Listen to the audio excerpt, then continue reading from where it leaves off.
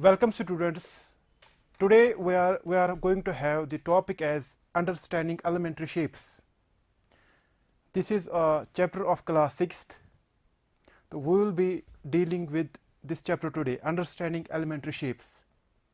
Before going into the chapter, in our daily life we came across variety of the shapes. Like we have this ice cream cone. This is the cone shaped. Similarly, if we look at the clock, this is of the shape of circle, and the walls of the room represents the square. If we have the equal dimensions across both the ends. Similarly, the table represents the rectangle. This kite represents the rhombus, and this ball represents the sphere. So in short, giving details about these shapes, I am going to infer you that what these basic shapes are. These are not only the basic shapes that are present there or that are in the syllabus, but giving a brief view about them, that what is going to be in the chapter. So we have the cone, rectangle, circle, rhombus, sphere, square. A brief view about what we are going to have in this chapter. So we will be dealing with what this point is.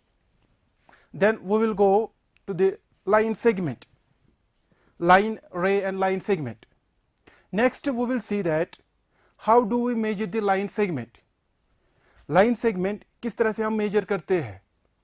Next we will have the angles, details about the angles, what angle is and what are the different types of the angles. Next we will see how the angle is measured actually. And lastly, maybe today, that is, we will see what the triangle is and what are their different types of the triangles, depending upon the size and depending upon the angle. So this is the gist of what we are going to have today. So the first question that might come in your mind, that why do we should have this elementary shape studied? The reason is that every other shape is formed by these elementary shapes. Like I am drawing a man, a rough sketch of the man, right?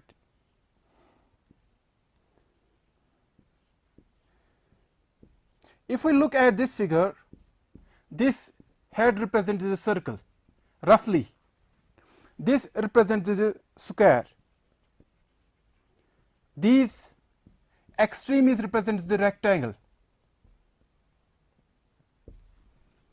So we can say that the combination of these elementary shapes makes up the actual figure, right?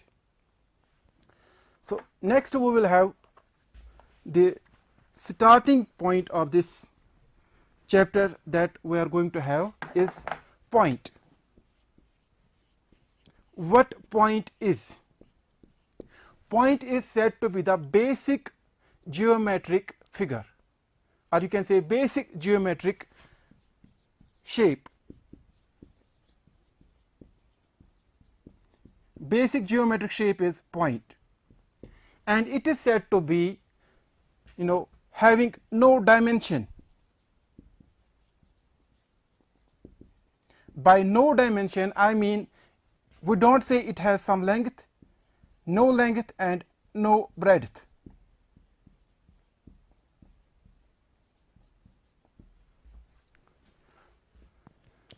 So point is dimensionless. We can't say that point is having some length or point is having some breadth, right? So why does this point comes in a real life?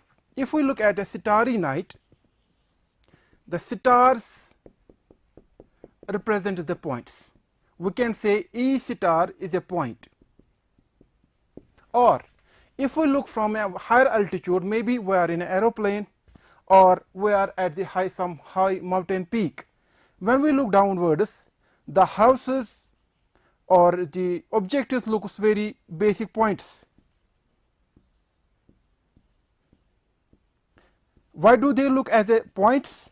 Because we are at a high altitude and distance between the lower objects and us is very more.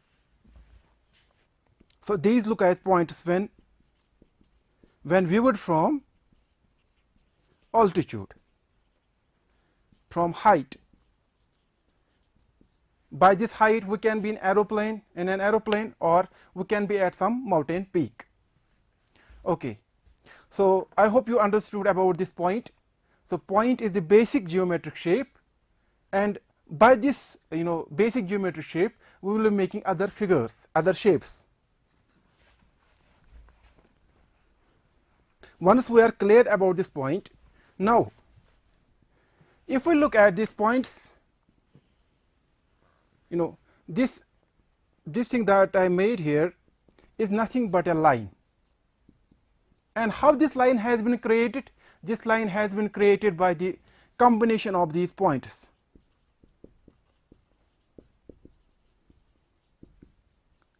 This has been created by the combination of pointers. So there are number of pointers that are combined together to form a line. How do we define line as in mathematics? Line is defined as extending infinitely in both ends or from both ends. So we can say that there is no fixed points as far as the line is concerned, and it is extending infinitely from both ends, right? So this is line. So example of line can be, you can see line drawn around the globe, that is equator. Equator line we can assume it is a line because it is extending in both lines infinitely. Okay. Similarly, if we draw a line on the national highway, suppose this is a national highway and it is going continuously, and we are drawing one line here. So this line is not having any end point, so we can consider this as a line, right? Next is the modification of the line that we call as ray. Ray is which is limited or fixed at one end. So it is having one, I will write first, fixed at one end. So it is having one end point and other side it is extending infinitely and extending infinitely at other end.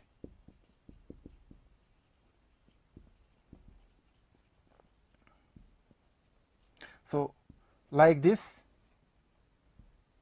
I can say this is a ray. You can say this point is fixed and it is extending on from this side. The example of ray can be light of the torch. Suppose this is a torch and the ray is emitting from a torch light. So you can see that a light from a torch is infinitely extending from other side while it is fixed from one end. So this is called as ray. So we start with the point was dimensionless, then with the help of point we create a line which is extending on the both sides, then with the help of ray as fixed at one end. Next we have further modification of this, line was extending both sides, ray is extending only one side, and further we have the line segment.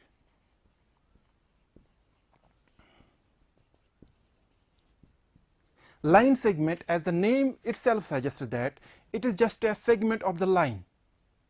So by segment of the line we mean that it is fixed at both ends.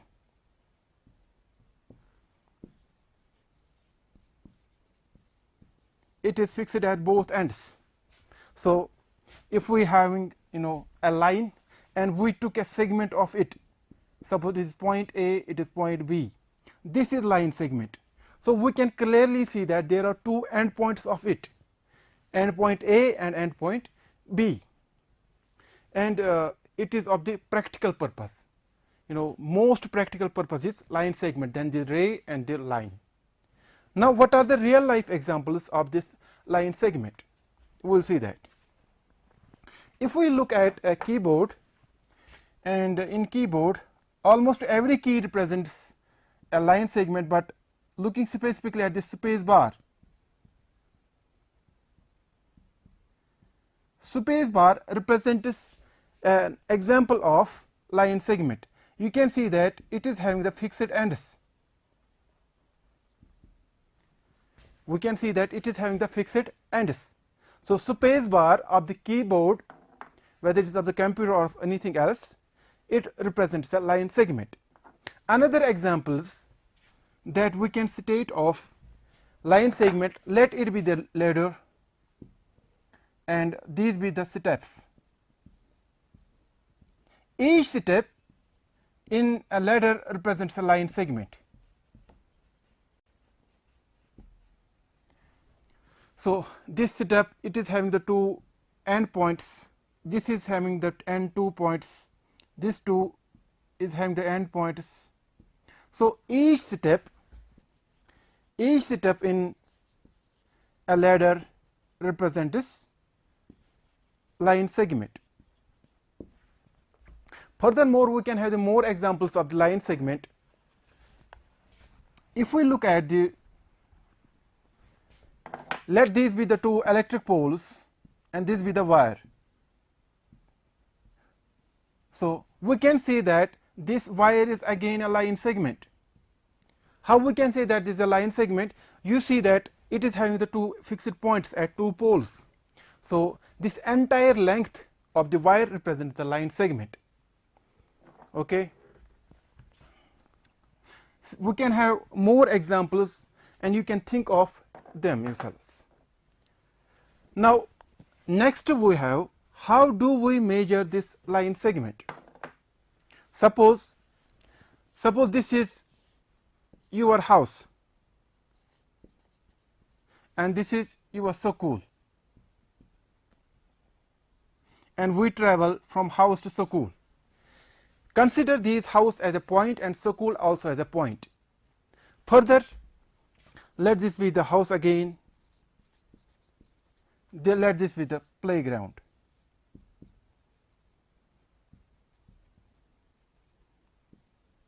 Now this house and school, this house and playground represent the two ends of the line segment here.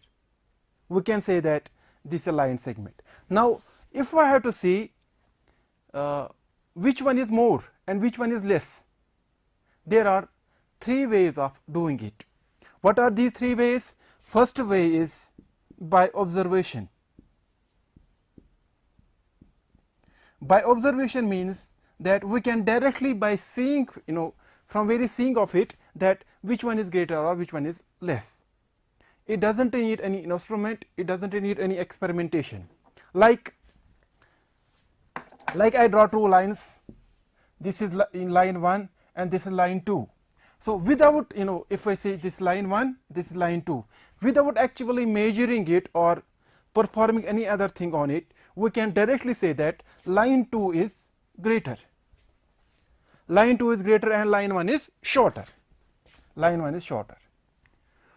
But the problem with this observation method is that it is used or it is beneficial only when there is a large difference between two lines.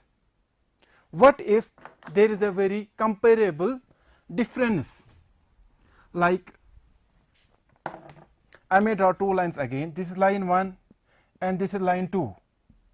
Here we can't say that at once, by looking at it by observation point of view, we can't say that line 1 is greater or line 2 is greater. So we need some other method for doing it, right? So other method of doing it is by using ruler.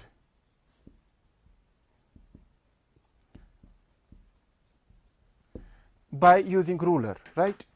So ruler in layman terms, what we call it as a scale. This is a ruler. We call in layman terms, we call it a scale. So if we measure it like this, let me draw lines of the comparable shorter, so that we can use our ruler. Okay. So using it, we can see that it is all approximately 13, and here it is 14. So when it was of the comparable length, that is when length is not when there is not much difference between the two lines, we have to use the ruler, or what we call as a scale in layman terms, right? So far we had only two methods. Now we will go for the third method. So I hope you understood that by observation method, when there is not much difference between the two lines, we have to use the ruler. Now there is some problem with the ruler too, right? That is called positioning error.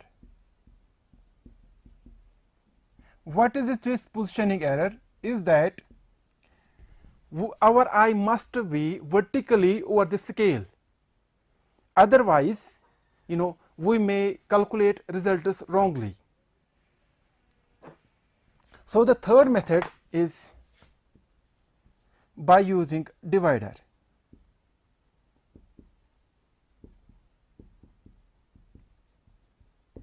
What this divider is, we will look at it. So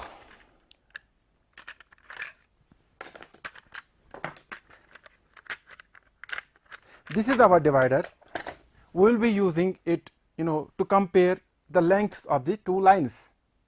Suppose I have to these two lines, keeping the one end of the fixed and extending it on the other side, I can see that this fixed this fixes to this part. Now what if go to this part, you can see that there is some part left behind. There is some part left behind, and this part is left behind. Now the question may arise in our mind that this divider can be used only for comparing. As such notion arises, हमारे दिमाग में ऐसा आएगा कि इससे हम खाली compare कर पाएंगे. जैसे फिर से मैं दो लाइन्स बना रहा हूं, ये दो लाइन्स है मेरे पास, ठीक है. Once I can use this to compare. Now if I put this on this, you can see that there is some part which is not covered in our divider. Now it is not like that it is only used for the comparing, but with the help of this ruler we can also measure the actual length. Like once we put it on this part, then we will use the ruler to calculate the length that we have by this method. So we can use it. So it says that our length is 13. So the combination of ruler and divider makes it possible to calculate the exact length too. So this was till this point what we studied is, we start with a point, we go to the line, then the line segment, then in fact a ray, then the line segment, and then we measured it by three methods. Next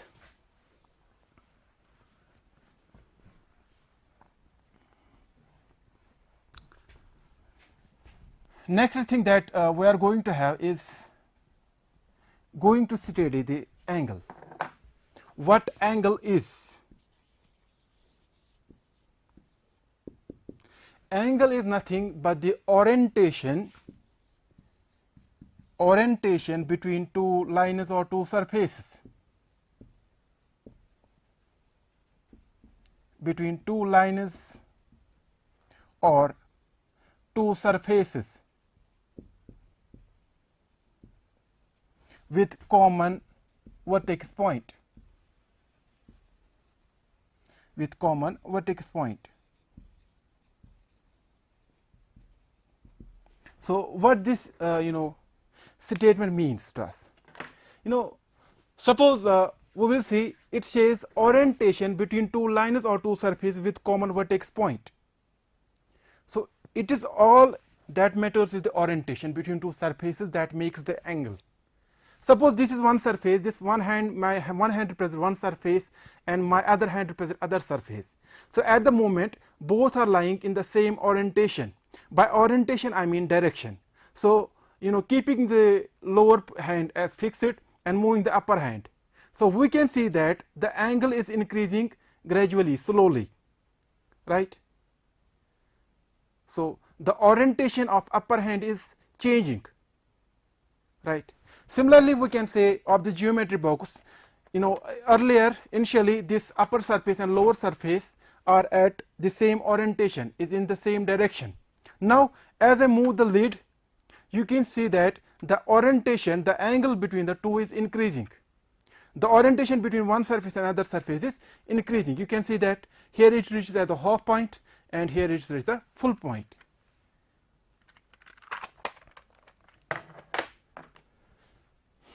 So I hope we understood what do we mean by the orientation between the two lines or the two surfaces.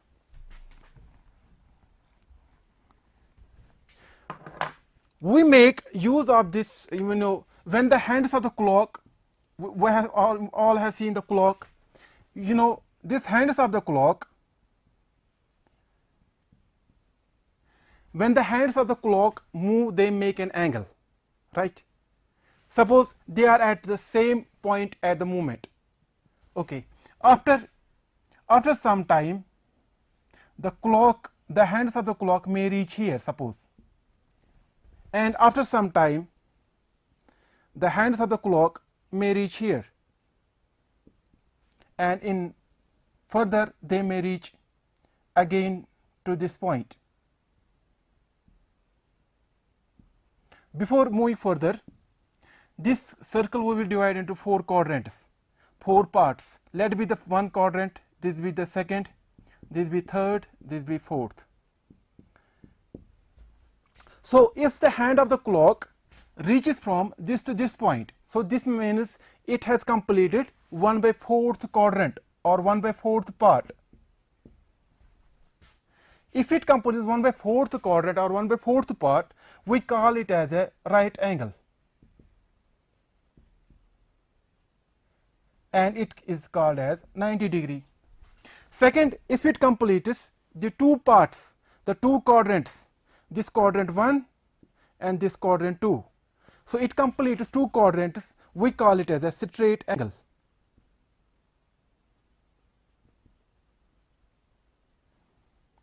And further, if it completes the whole all the quadrants, this quadrant 1, this quadrant 2, this quadrant 3, this quadrant 4, we call it as a straight angle.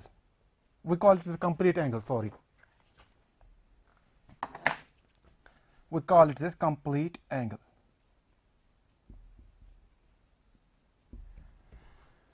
So by the hands of the clock, we get a gist of these angles, that if it completes the half of the one half of the revolution, it is called a straight angle. If it completes the 1/4 of the quadrant, it is called as right angle, and if it completes all the quadrants, revolving all the quadrants, it is called as complete angles. Furthermore, what if the it completes less than 90, in between 0 and 90, it is called as acute angle. And what if it it makes greater than 90, greater than 90, it is called as obtuse angle.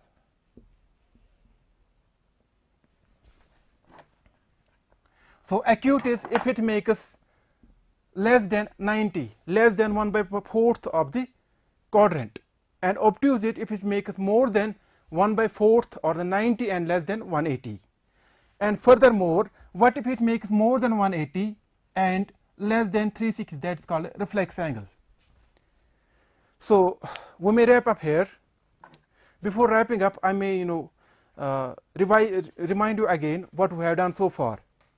We started with the basic elementary shapes, then we reached to the point, what the point is, then we have the line segment, ray, and finally we talked about the angles, what the angle is and what are the different types of the angles. We may make further deliberation on it, but that we do next time.